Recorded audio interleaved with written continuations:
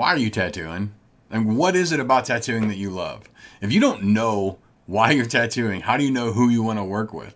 I mean, if it's just like a desperate measure of like, whoever wants to give me money, then again, just do a flash sale. But if you actually have a pursuit in your career, if there's something that resonates you with your craftsmanship, with the whole aspect of being a student of the craft, with tattooing in general, if there's something that resonates with you, you want to work on for the rest of your career, then this is your opportunity to figure out who is going to help you facilitate that mission that you have, that internal push and pursuit. If you're just wanting to do small bangers all day long, you can build a career like that. If you're wanting to do large Japanese suits, you can build a career like that. If you're trying to do some very weird expressionistic style that no one can quite figure out, you can build a career out of that. But you have to be working with the right people. Don't waste your time selling to the wrong people. It's a union of willing buyers and willing sellers, and that's what we're trying to create with the consultation process. They've met you, they're not really sure, or they've heard about you, you've gotten to the point where they need a consultation. How have we gotten here? Maybe they've emailed you or called you or something, but I just want to stress that you cannot tattoo everybody. I know you got to take on some projects just to make some money, but our goal is to get to the point where we're working with loyal clients who have a mutual understanding of what we're trying to do, and we understand what they're trying to do, and we can facilitate that for them. So in your pursuit, you do have to know how to cut out the people that you just aren't going to be able to work with, for one reason or another. They're not bad people. It's just you're on a mission, and I don't know, man. It's kind of like, being in a band and you got a jazz drummer in the back and you guys are all trying to play hardcore. Something might just feel off a little bit. So anyway, let's go over some notes here.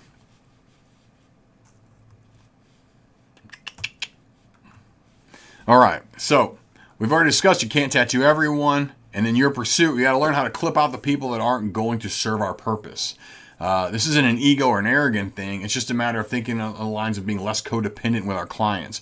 Even though we might want to try to help them, there might be a better fit for them somewhere else. And those bad fits, sometimes you can convert them right on the spot just by having a good conversation with them. For whatever reason, maybe they came to you and they were more impressed with an image than an idea, and you're trying to do something like myself where I'm trying to tattoo ideas and not images. I personally don't want to be a copy machine. I don't want to take other tattoos and just replicate them. There's hundreds of thousands of tattoo artists who are good technical people, but I actually want to bond with my clients, and I don't want to just be some go-between between them and just making a copy of someone else's tattoo. So sometimes in those conversations, I can convert a bad fit into a good fit just by discussing and telling them what I do and how I operate. And at the end of it, their trust level isn't really on us. Their trust level might be just on the image.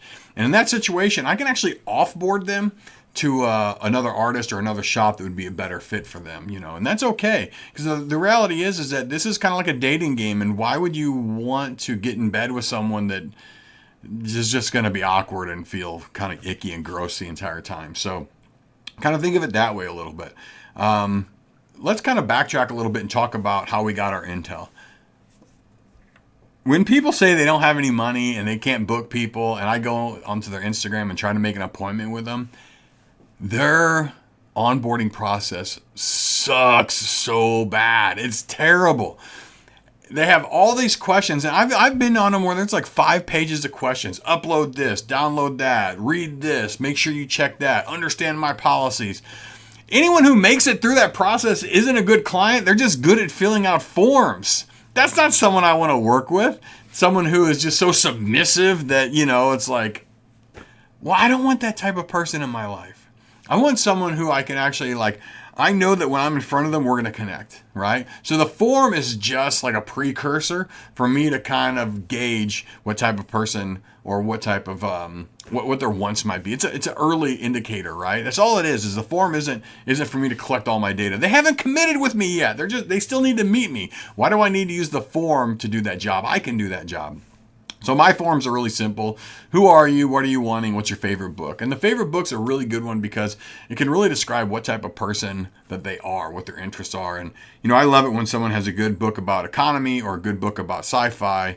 Those are the 2 things I know I'm going to click with. But you can still tell a lot about someone by even if they read or don't read.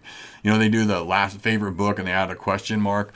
There's nothing bad about that, I guess, but yeah, I'm definitely going to be like attracted to someone who is a little bit more on my level of thinking.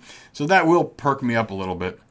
But once that's done, I'm going to make a phone call, or I'm going to text them, or I'm going to DM them. However they contacted me, I'm going to try to contact them back the same way, and I'm going to offer them a consultation.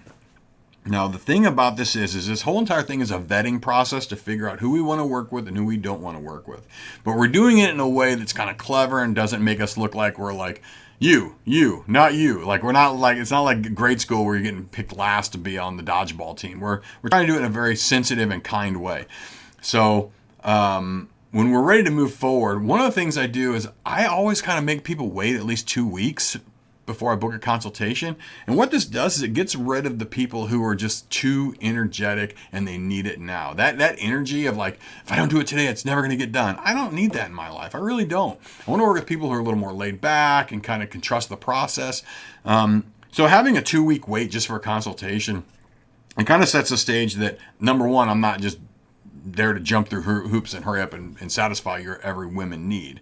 We're going to work together, you know. And it'll get rid of the people. Yeah, I think I've made that abundantly clear. It's going to get rid of the people who need it today. And the people that need it today, I can refer them to a shop. They can walk right in, get their favorite image of, you know, and usually it's like the smaller, sillier stuff. But yeah, they can go and do that day. And then the minute they book a consultation is the minute I actually create their folder. So I use Dropbox. You can use Google Drive in some form. Figure out a way to have a place to put all the references, all the contacts, screenshot DMs that you've had with them, and upload them all into a folder. I do it by year, so it's like clients 2024, clients 2023, and then I just put their first name and what they're getting. So it'll be like Anna, Kat, and then in that folder I'll have all the references they sent me. So I'll have somewhat of a life cycle of the entire situation of what they wanted, so I can always go back and look at that. And that even helps pre-consultation, because if you're going to wait 2 weeks for consultation, you kind of want to have to remember what we were talking about. I want to stress the fact that first impressions matter. They've been doing a little bit of digging with you. They've been trying to Google you online. They're asking about you. They're figuring out who you are and what they're walking into. It's a nervous experience. Again, they're getting back into the game. Something went wrong with their last tattoo artist and they're looking for a new one. And first impressions do count. We do this so regularly that we kind of like dumb down the idea, like, just relax. It's all cool. But they're worried, man. They really are. And I was told a long time ago, you know, if you start off on the wrong foot, then the relationship begins with you trying to correct that instead of building and bonding. So let's start off by trying to avoid starting off on the right foot by creating space, creating a relaxed situation, creating a focused situation. So if you're going to decide to do that either through FaceTime or Zoom, if you want to do it virtually, make sure they have a distraction-free area and you have a distraction-free area.